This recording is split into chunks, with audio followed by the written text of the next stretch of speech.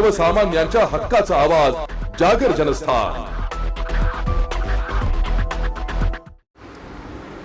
घरफोडी व चोरीतील फरार असलेल्या आरोपीला गुन्हे शाखा युनिट 2च्या पथकाने हेगडेवार नगर अमरधाम येथे अटक केली आहे। आज दिनांक 3 जून 2025 रोजी दुपारी 4:30 वाजता पोलिसांनी दिलेल्या अधिक माहितीनुसार गुन्हे शाखा युनिट 2 कडील पोलीस हवालदार नंदकुमार नांदुर्डीकर, प्रकाश महाजन आणि मनोज परदेशी यांना मिळालेल्या गोपनीय माहितीनुसार घरफोडी व चोरीतील पाहिजे असलेला आरोपी हा चोरीचे सोन्या चांदीचे दागिने घेऊन हेगडेवार नगर अमरधाम जवळ विक्रीसाठी येणार आहे।